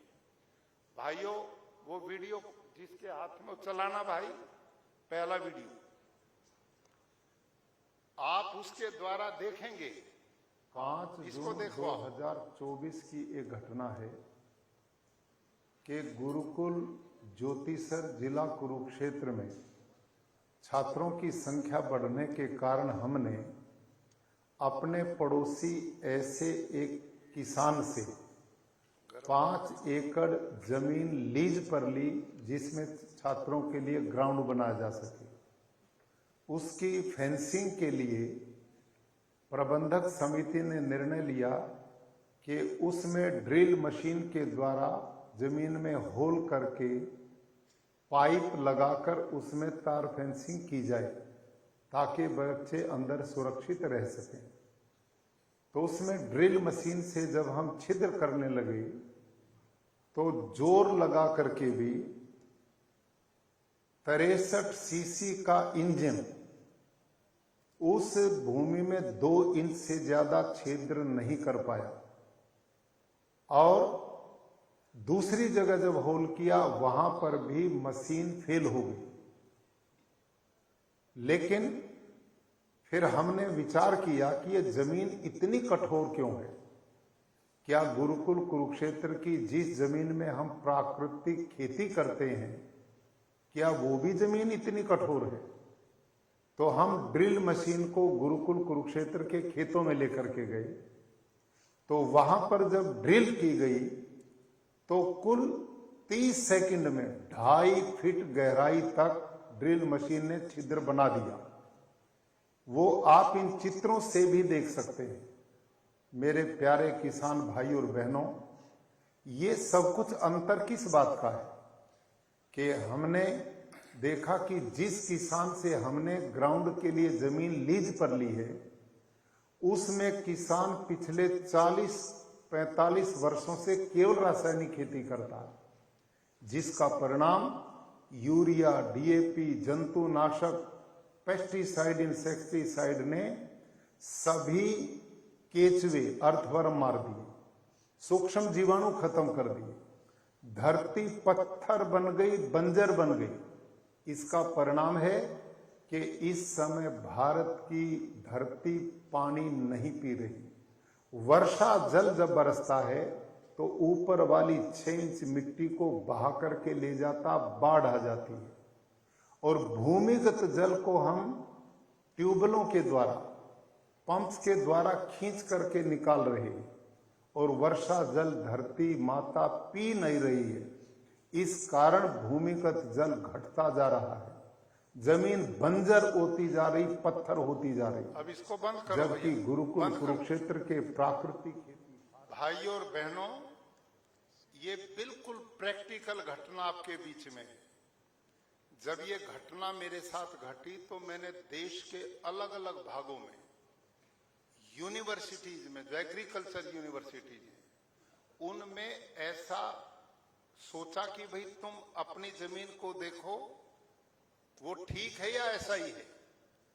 लगभग की स्थिति मिली। ऊपर की 1 फीट मिट्टी इसलिए ठीक ठाक दिखती है क्योंकि उसमें ट्रैक्टर चलता है, हल चलता है, लेकिन उसके नीचे पत्थर जैसी लेयर बन गई है यूरिया, डीएपी के कारण। जब बारिश बरसती है तो धरती पानी नहीं पीती। पानी कब पिया जाता था? जब उसमें गांडुल होता था, अर्थवर्म था, वो उसमें छिद्र करता था, सूक्ष्म जीवाणु उसको मुलायम करते थे, और धरती का पानी बहता नहीं था, वो धरती मां के पेट में जाता था। अब ऐसा पूरे देश में नहीं बचा है। लेकिन जो लोग प्राकृतिक खेती करते हैं, अब मेरे खेत का दूसरा वीडियो आप देखो, कैसे धरती मां पानी पी रही, आपको दिखाई देगा। ये दूसरा वीडियो चला भाई। किसान भाइयों, आज मैं गुरुकुल कुरुक्षेत्र के प्राकृतिक कृषि फार्म पर पहुंचा। आप सब जानते हैं कि पिछले 10-11 जुलाई में उत्तर भारत में भारी बारिश हुई है, और कुरुक्षेत्र में भी ये वर्षा पर्याप्त मात्रा में हुई, जिसके परिणाम स्वरूप सभी लोगों के खेत लबालब पानी से भर गए। ऐसी स्थिति में गुरुकुल कुरुक्षेत्र के प्राकृतिक खेती के अंदर जो केचुआ है, अर्थवर्म है, गांडुल, वो एकदम धरती से बाहर निकला, और जो रास्ते हमने चलने के लिए खेतों के बीच में बनाए हैं, उनके बीच में आप देख सकते हैं कितनी बड़ी संख्या में केचुए रेंग रहे हैं, चल रहे हैं। और हमारे एक एक एकड़ में 8-10 लाख तक केचुआ काम करते हैं। और ये भूमि में 8-10 फुट तक यूं सीधा छेद बनाते हैं, दूसरे छेद से ऊपर आते हैं, इससे जाते हैं और इससे आते हैं। इसका परिणाम क्या है कि धरती के अंदर जितना भी ये पानी वर्षा का है, उन छिद्रों के द्वारा ये धरती मां के पेट में जा रहा है। ये जो दूसरा आप बबल देखो, चित्र देख रहे हैं, इसमें पानी में बुलबुले उठ रहे हैं। ये सारा का सारा पानी केचुओं के द्वारा बनाए गए खेतों में छिद्रों में प्रवेश कर रहा है और पड़ोसी खेतों में पानी भरा खड़ा है, उससे फसलें बर्बाद हो रही हैं। लेकिन हमारे खेत का जितना भी पानी था वो केचुए द्वारा बनाए गए छिद्रों के द्वारा सारा धरती मां के पेट में चला गया। यह है नेचुरल वाटर हार्वेस्टिंग सिस्टम। अब बंद कर दो भैया। इसके लिए सरकार, आपने देखा भाइयों, ये प्रैक्टिकल आपके सामने है। जो रासायनिक खेती हम कर रहे हैं उसमें ये अर्थवर्म गांडुल सब मार दिया। आप एक गांडुल को पकड़ के यहाँ इस टेबल पर रखो मेज पे और उस पे यूरिया डालो, मरेगा या बचेगा बोलो? और उस पे गाय का गोबर डालेंगे तो बचेगा और परिवार बढ़ाएगा। हमने सारे ये मित्र कीट जो थे, जो किसान के मित्र थे, वो सब मार दिए। और ये गांडुल एक काम नहीं करता कि पानी धरती में जाता, नहीं, ये गांडुल अपनी जिंदगी में 30 से 40 से 50 हजार बच्चों को जन्म देता है और धरती में यूं जाता और दूसरे छिद्र से आता, जिससे जाता दूसरे से आता है। और धरती को वर्मी वोस अपने पसीने से लिपाई करते जाता, वो बंद नहीं होता छिद्र। 8-10 फीट तक धरती को ऑक्सीजन मिलता तो उसकी फर्टिलिटी बढ़ती है। और ये गांडुल जब खनिज पूर्ण मिट्टी को खाता है ना और उसको अपने पेट से निकालता है, पौधे की जड़ को देता है, तो उसी खेत की मिट्टी से, इसके पेट से निकली मिट्टी में 6 गुना ज्यादा नाइट्रोजन है, 9 गुना ज्यादा फास्फोरस है, 11 गुना पोटास है। और जब ये बूढ़ा होके मरता है ना तो धरती के 17 प्रकार के पोषक तत्वों की पूर्ति करता है। ये जो साइंटिस्ट कहते हैं ना, कृषि वैज्ञानिक, फास्फोरस कहां से लाओगे, पोटास कहां से आएगा, जिंक कहां से आएगा, और जहर डलवा रहे ये यहां से आएगा। ये मेरे 1 एकड़ में, ये तो 3 साल पहले का फोटो, ये चित्र है। इस समय मेरे 1 एकड़ में 15 से 18 लाख गांडुल काम करते हैं, बिना पैसे के मजदूर भगवान के दिए। और देखो ये कितने बलवान हैं, चलते देखा ना आपने, उनका स्वास्थ्य कितना बढ़िया, क्योंकि उनको भोजन उनका मिलता है, ये जहर नहीं डालते, ये काम करते हैं। और जो कार्बन है ना धरती का, जो आकाश में उड़ करके ग्लोबल वार्मिंग पैदा करता है, ये उसको उड़ने नहीं देते, इनका वो भोजन है। उसको ये अपने शरीर में संचित करके धरती को देते हैं, उसके ऑर्गेनिक कार्बन को बढ़ाते हैं। और देसी गौ माता आधारित ये प्राकृतिक खेती है। देसी गौ माता के 1 ग्राम गोबर में 300 करोड़ से ज्यादा बैक्टीरिया है और गाय 10 किलो लगभग गोबर देती 24 घंटा में। तो 30 लाख करोड़ बैक्टीरिया गौ माता देसी प्रतिदिन गोबर के द्वारा देती है। यो धरती में पड़ेगा तो कितना बैक्टीरिया, सूक्ष्म जीवाणु बनेगा, और उसको हम जीवामृत, घन जीवामृत में बना के उसको इतना बढ़ा देते हैं कि प्राकृतिक खेती जो है ये शुद्ध बैक्टीरिया सूक्ष्म जीवाणु की खेती है।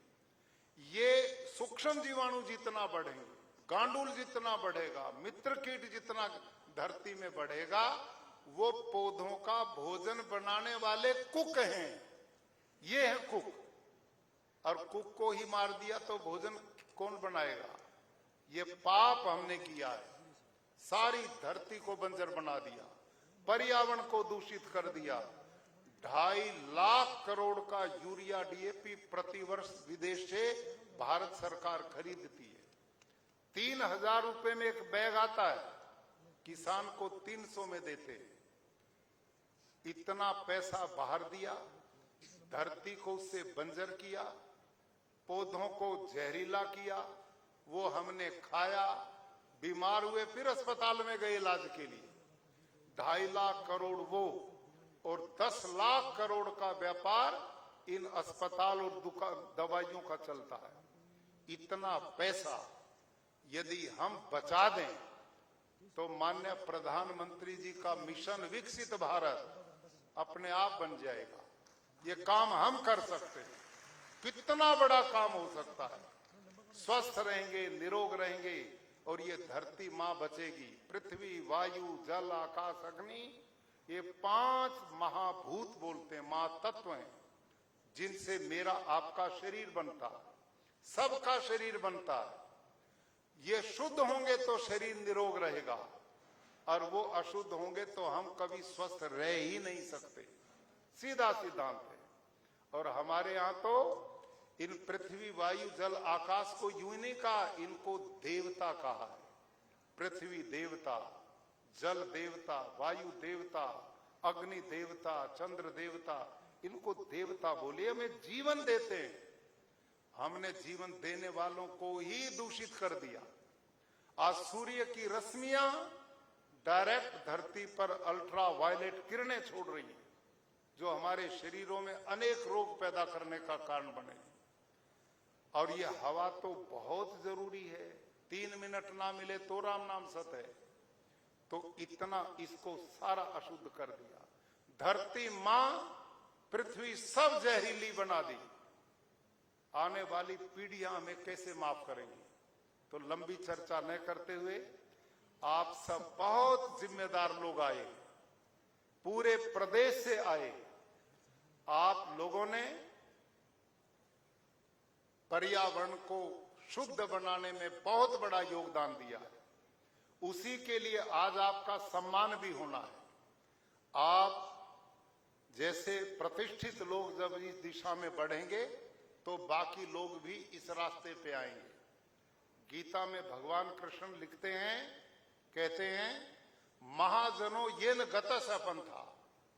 बड़े लोग जो रास्ता बनाते हैं, छोटे लोग उसके ऊपर चलते हैं। आप समाज के प्रतिष्ठित भाई और बहनें जिन्होंने बहुत प्रयास किया है। हमारा पर्यावरण जलवायु मंत्रालय, पंकजा बहन जिसको संभालती हैं, और प्रदेश सरकार का पूरा जिनको समर्थन है, आपने बहुत पवित्र कार्य किया है। ये ईश्वरीय कार्य है, ईश्वर की व्यवस्था में सहयोग है। जो वायुमंडल को बिगाड़ते हैं वो ईश्वरीय व्यवस्था का बहुत बड़ी हानि करते हैं, और जो इसमें सहयोग करते हैं उनसे परमात्मा स्वतः प्रसन्न होंगे। भाई और बहनों, यह जीवन मेरे और आपको जो मिला है, इसमें जो लोग अपने कर्मों के द्वारा इतिहास बना जाते हैं वही अमर होते हैं। नहीं तो भीड़ बहुत बड़ी है, इसमें समा जाते हैं, आते हैं और विदाई ले जाते हैं। अंत में एक घटना मुझे याद आई। जंगल में भाई और बहनों, एक पेड़ पर एक बंदर रहता था और एक चिड़िया रहती थी, और उसी पेड़ के नीचे एक भिखारी झोपड़ी बना करके रहता था। वो रात को जाकर झोपड़ी में सो जाता था और दिन में आकर मुंबई जैसे शहर में भिक्षावृत्ति कर लेता था। इसी से उसका गुजारा चलता था। एक दिन क्या हुआ, वो भिखारी बेचारा मुंबई में आकर भिक्षा के लिए घूम रहा था। और ये बंदर बड़ा धूर्त होता है। इसने पीछे से इस भिखारी की झोंपड़ी में आग लगा दी। तो चिड़िया ने बंदर को बोला, रे बंदर, ये तो तूने बहुत बड़ा पाप किया है, अपराध किया है। लोगों के घर बनाए जाते हैं, उजाड़े नहीं जाते। निर्माण किया जाता है, जलाए नहीं जाते। तूने पाप किया है, पर चलो तूने गलती कर दी, लेकिन तू एक काम कर, मेरे साथ चल और ये बराबर में जो नदी बहती है ना, इससे पानी लेके आएंगे और इस आग को बुझाएंगे। जब चिड़िया ने बंदर के सामने प्रस्ताव रखा तो बंदर तो बहुत दूर था। उसने कहा, री चिड़िया, यदि मुझे आग बुझानी होती तो मैं लगाता ही क्यों। तो चिड़िया ने इसकी इंतजार नहीं की भाइयों, अपने घोंसले से उड़ी, नदी पे गई, चोंच में बूंद भर पानी लिया, उड़ी और इस आग पर डालती, फिर जाती आग पे डालती, फिर जाती आग पे डालती। बंदर ने इसका मजाक करते हुए कहा, हरी चिड़िया, तेरी चोंच के बूंद भर पानी से क्या ये प्रचंड ज्वाला बुझ जाएगी। तो चिड़िया ने कमाल और गजब की बात कही से ध्यान से सुनना है। चिड़िया ने कहा, भाई बंदर, यह मैं बहुत अच्छी तरह जानती हूं कि मेरी चोंच भर बूंद पानी से प्रचंड ज्वाला नहीं बुझेगी, लेकिन जिस दिन इतिहास लिखा जाएगा, तेरा नाम आग लगाने वालों में लिखा जाएगा और मेरा नाम आग बुझाने वालों में लिखा जाएगा। तो मेरे भाइयों, दुनिया आती है इस धरती पे और चली जाती है, लेकिन चिड़िया की तरह जो प्रयास करते रहते हैं, वो इतिहास बनाते हैं, आने वाली पीढ़ियों को रास्ता देते हैं और राष्ट्र समाज के निर्माण के लिए आहूत हो जाते हैं। वही दुनिया में जिंदा रहते हैं, वही अमर होते हैं। आप सब ने मेरी बात को सुना, आशा इस पर चिंतन मनन करेंगे और आज का जो मिशन पर्यावरण की दृष्टि से सबने जिम्मेदारी से संभाला, उसके लिए आप सबको बहुत बहुत साधुवाद और आदरणीय बहन पंकजा मुंडे जी को बहुत बहुत साधुवाद, बधाई। और प्रदेश सरकार ने जो मिशन आगे बढ़ाया, ये बढ़ता रहे, इसी में मानवता और जीव मात्र का कल्याण है। धन्यवाद। आज के इस अत्यंत खुशी के तथा अहम अवसर पर आपने उपस्थित सभी को संबोधित करते हुए अपने बहुमोल विचारों से हमें अनुग्रहित किया। हम दिल की गहराइयों से आभार प्रकट करते हैं। मंडळी, एकदा उभं राहून आपण अभिवादन करूया माननीय राज्यपाल महोदयांना। जोरदार टाळ्या।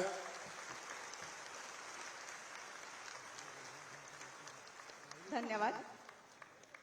माझी वसुंधरा अभियान 4 आणि 5 अंतर्गत उत्कृष्ट आणि अत्युत्तम अशी कामगिरी करणाऱ्या स्थानिक संस्थांचा प्रातिनिधिक स्वरूपामध्ये आता आपण सन्मान करणार आहोत। मागच्या वर्षीचे आणि या वर्षीचे असे 2 वर्षांचे मिळून एकत्रितरित्या आपण इथे प्रातिनिधिक स्वरूपामध्ये राज्यस्तरीय सन्मान आता करणार आहोत। मानचिन्ह आणि प्रमाणपत्र असं या सन्मानाचं स्वरूप आहे। प्रथम क्रमांकाचे 18 पुरस्कार सुरुवातीला वितरित करण्यात येतील। मी माननीय राज्यपाल महोदयांना विनंती करते की त्यांनी हे पुरस्कार वितरित करावे। ग्रामपंचायत गट 1000 पेक्षा कमी लोकसंख्या गट, चिखली ग्रामपंचायत, तालुका सावली, जिल्हा चंद्रपूर, एकूण 2 पुरस्कार प्राप्त झालेले आहेत। पहिला म्हणजे माझी वसुंधरा अभियान 5 मधील प्रथम क्रमांकाचा पुरस्कार चिखली ग्रामपंचायत, तालुका सावली, जिल्हा चंद्रपूर। माझी वसुंधरा अभियान 5 मधील प्रथम क्रमांकाचा पुरस्कार पहिल्यांदा देण्यात येतोय, कारण एकूण 2 पुरस्कार आहेत, त्यातला हा पहिला पुरस्कार। आणि त्यानंतर अभियान 5 मधील भूमी या थीमॅटिक क्षेत्रामधील पुरस्कार, अभियान 5 मधील भूमी या थीमॅटिक क्षेत्रामधील पुरस्कार यानंतर देण्यात येईल. जोरदार टाळ्या चिखली ग्रामपंचायत तालुका सावली जिल्हा चंद्रपूर यांच्यासाठी. आणि पुन्हा एकदा सर्वांना विनंती की येताना स्टेजच्या डाव्या बाजूनी वरती यावं आणि उजव्या बाजूनी आपण खाली जाऊन पुन्हा आपल्या सीटवर बसून घ्यावं. धन्यवाद. या पुढील पुरस्कार ग्रामपंचायत गट 1000 ते 1500 लोकसंख्या गट, शिरवली ग्रामपंचायत तालुका खालापूर जिल्हा रायगड. एकूण 2 पुरस्कार आहेत. 2 पुरस्कारांपैकी पहिला पुरस्कार म्हणजे माझी वसुंधरा अभियान 5 मधील प्रथम क्रमांकाचा पुरस्कार. अभिनंदन आपलं. टाळ्यांचा आवाज कमी नाही व्हायला पाहिजे, टाळ्या वाजत राहायला पाहिजेत. अभिनंदन अभिनंदन. दुसरा पुरस्कार म्हणजे अभियान 5 मधील भूमी या थीमॅटिक क्षेत्रामधील पुरस्कार, शिरवली ग्रामपंचायत तालुका खालापूर जिल्हा रायगड. खूप खूप अभिनंदन.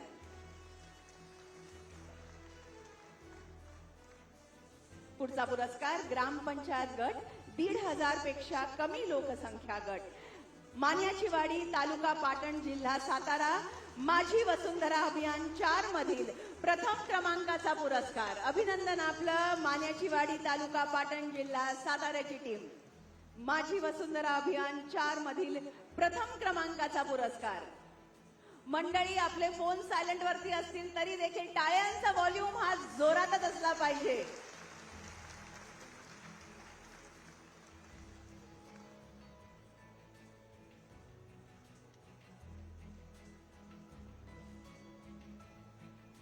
पुढचा पुरस्कार पुकारते ग्रामपंचायत गट 1500 ते 2000 लोकसंख्या गट, नावझे ग्रामपंचायत तालुका पालघर जिल्हा पालघर.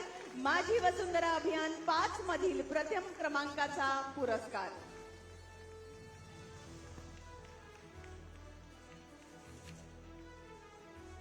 अभिनंदन. नावझे ग्रामपंचायत तालुका पालघर जिल्हा पालघर. माझी वसुंधरा अभियान 5 मधील प्रथम क्रमांकाचा पुरस्कार.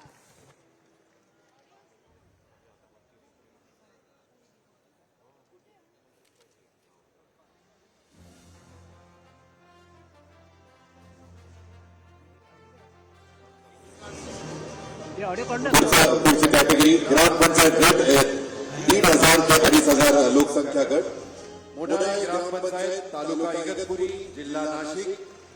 एकूण 2 पुरस्कार यांना मिळत आहेत. त्यातील पहिला पुरस्कार माझी वसुंधरा अभियान 4 मधील प्रथम क्रमांकाचा पुरस्कार आणि अभियान 4 मधील भूमी या थीमॅटिक क्षेत्रामधील पुरस्कार. ओके. पुढचा आहे ग्रामपंचायत गट 2,500 ते 5,000 लोकसंख्या, 2 ते 3,000 लोकसंख्या गट, नांदोले ग्रामपंचायत तालुका कवठे महांकाळ जिल्हा सांगली. एकूण 3 पुरस्कार आहेत. माझी वसुंधरा अभियान 4 आणि 5 मधील प्रथम क्रमांकाचा पुरस्कार आणि त्यानंतर अभियान 4 मधील भूमी या थीमॅटिक क्षेत्रामधील पुरस्कार. अभिनंदन. नांदोले ग्रामपंचायत तालुका कवठे महांकाळ जिल्हा सांगली.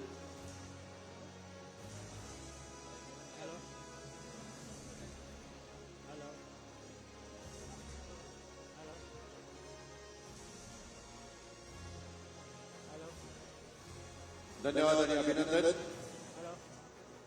पुढील ग्रामपंचायत गट 3 ते 5000 लोकसंख्या गट, अळसंद ग्रामपंचायत तालुका खानापूर विटा जिल्हा सांगली. माझी वसुंधरा अभियान 5 मधील प्रथम क्रमांकाचा पुरस्कार. टाळ्या वाजत राहिल्या पाहिजेत सर्वांनी, टाळ्या अजिबात थांबल्या नाही पाहिजेत. हार्दिक अभिनंदन आपलं. आणि पुढचा पुरस्कार स्वीकारते ग्रामपंचायत गट 5 ते 10,000 लोकसंख्या गट, येडेनिपाणी तालुका वाळवा इस्लामपूर जिल्हा सांगली. माझी वसुंधरा अभियान 4 व 5 मधील प्रथम क्रमांकाचा पुरस्कार मिळतोय आणि त्यासोबत अभियान 4 व 5 मधील भूमी थीमॅटिक क्षेत्रामधील पुरस्कार. म्हणजे एकूण 4 पुरस्कार आहेत. येडेनिपाणी तालुका वाळवा इस्लामपूर जिल्हा सांगलीसाठी माझी वसुंधरा अभियान 4 व 5 मधील प्रथम क्रमांकाचा पुरस्कार, त्यासोबतच अभियान 4 व 5 मधील भूमी थीमॅटिक क्षेत्रामधील पुरस्कार. 4 पुरस्कार आहेत. 4 पट टाळ्या वाजल्या पाहिजे सर्वांनी. कमॉन. वाह वाह, क्या बात है.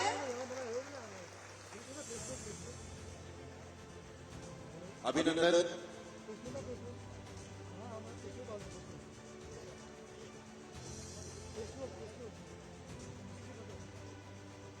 पुढील ग्रामपंचायत गट 10,000 पेक्षा अधिक लोकसंख्या गट काल्हेर ग्रामपंचायत तालुका भिवंडी जिल्हा ठाणे.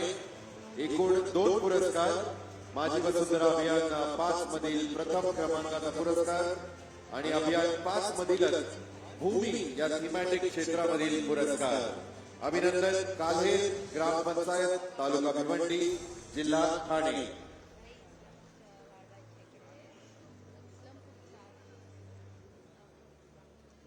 धन्यवाद.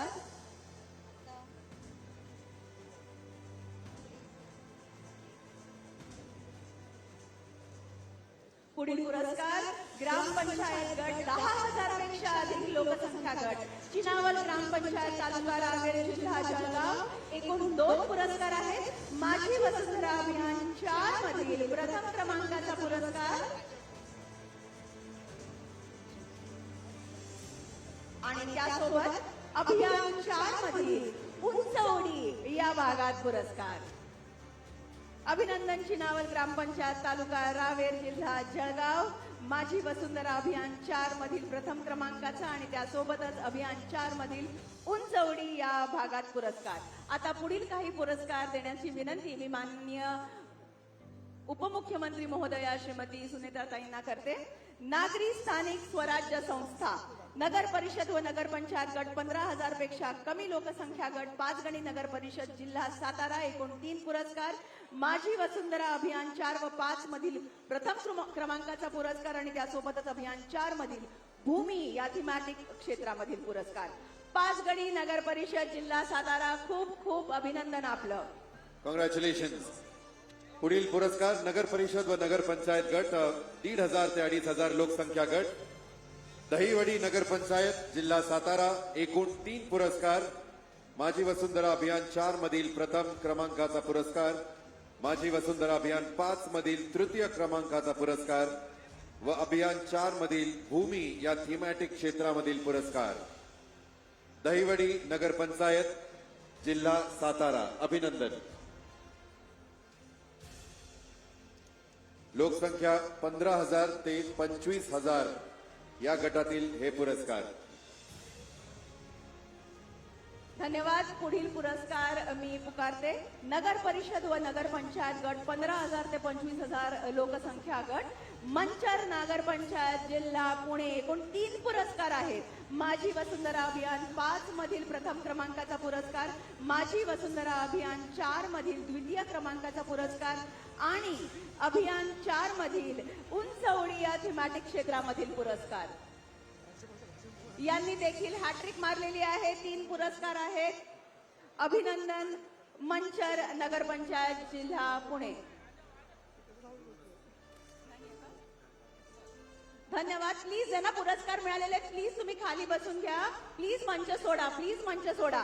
आणि पुढील काही पुरस्कार देण्यासाठी मी या ठिकाणी विनंती करते माननीय ऍडव्होकेट राहुल नार्वेकर जी यांना. नार्वेकर सरांना विनंती आहे त्यांनी पुढील काही पुरस्कार द्यावे. नगर परिषद व नगर पंचायत गट 50,000 ते 1,00,000 लोकसंख्या गट, 40,000 ते 1,00,000 लोकसंख्या गट, बारामती नगर परिषद जिल्हा पुणे. एकूण 2 पुरस्कार. माझी वसुंधरा अभियान 4 आणि 5 मधील प्रथम क्रमांकाचा पुरस्कार.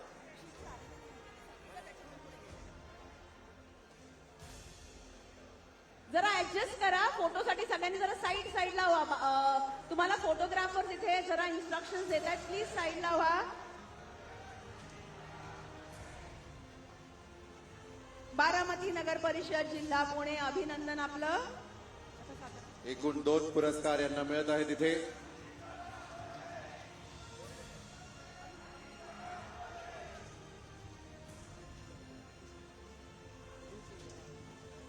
या पुढील पुरस्कार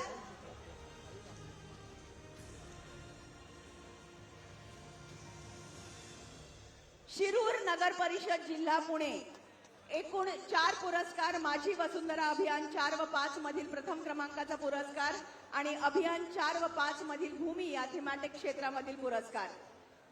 यानंतर बारामती झाल्यानंतर शिरूरनी वर यायचंय.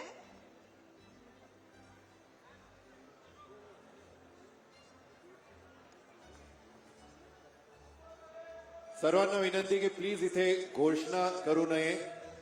आपण पुरस्कार इथून घेऊन फोटो घेऊन जागेवर बसून घ्यावं. सर्वांना विनंती आहे की आपण इथे प्रोटोकॉलचा मान ठेवावा आणि घोषणा करू नये.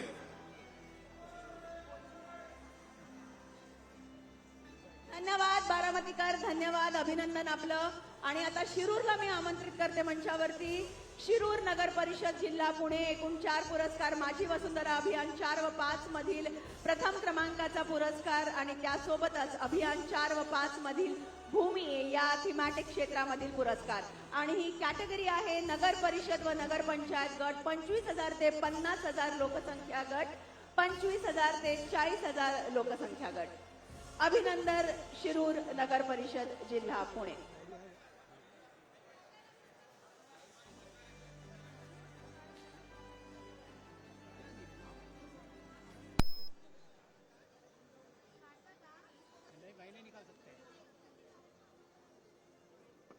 सर्वांना विनंती की स्टेज जवळ गर्दी करू नये. आपला जेव्हा गट येईल तेव्हाच पुढे येऊन बसावं किंवा आमचे व्हॉलंटियर जेव्हा तुम्हाला येऊन घेऊन येतील तेव्हाच पुढे यावं. प्लीज स्टेज जवळ गर्दी करू नये. पुढील गट अमृत गट 1 ते 3 लक्ष लोकसंख्या गट, सातारा नगर परिषद जिल्हा सातारा. एकूण 3 पुरस्कार, माझी वसुंधरा अभियान 4 आणि 5 मधील प्रथम क्रमांकाचा पुरस्कार व अभियान 4 मधील भूमी या थीमॅटिक क्षेत्रामधील पुरस्कार. अमृत गट 1 ते 3 लक्ष लोकसंख्या गट, सातारा नगर परिषद. अभिनंदन.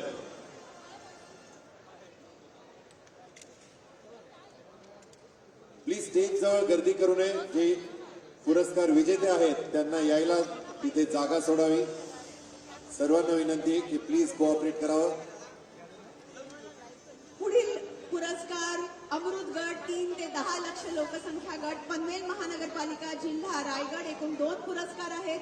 माझी वसुंधरा अभियान 4 आणि 5 मधील प्रथम क्रमांकाचे पुरस्कार. पनवेल महानगरपालिका जिल्हा रायगड आपलं अभिनंदन आहे या 2 पुरस्कारांसाठी. माझी वसुंधरा अभियान 4 आणि 5 मधील प्रथम क्रमांकाचे पुरस्कार मिळालेले आहेत. आणि हा आहे अमृत गट 3 ते 10 लक्ष लोकसंख्या गट.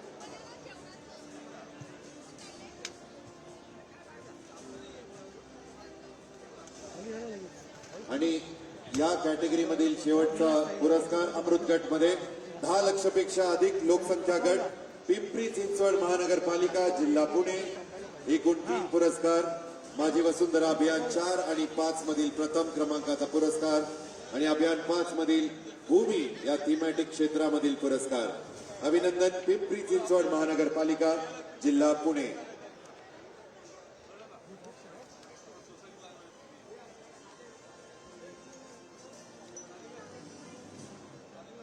अभिनंदन आणि धन्यवाद. सर्वांनी जरा थोड्या वेळासाठी बसून घ्यायचं आहे. आपण इथे थोडीशी एक विश्रांती, एक पॉज घेतो आहोत. प्लीज सर्वांनी बसून घ्या. प्लीज मी मंचावरील मान्यवरांना देखील विनंती करते की प्लीज आपण बसून घ्या, कारण आता आभार प्रदर्शित करणार आहे श्रीयुत सुधाकर बोबडेजी, अभियान संचालक, माझी वसुंधरा अभियान.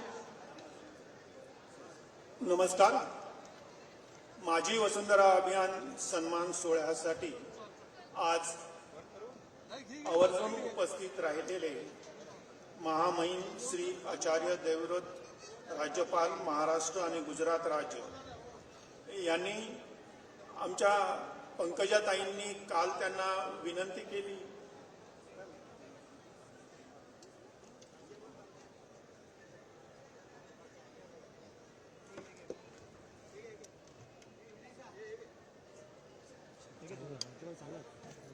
या पुढील पुरस्कार आपण थोड्या वेळाने देणार आहोत, तर एक छोटासा विराम इथे.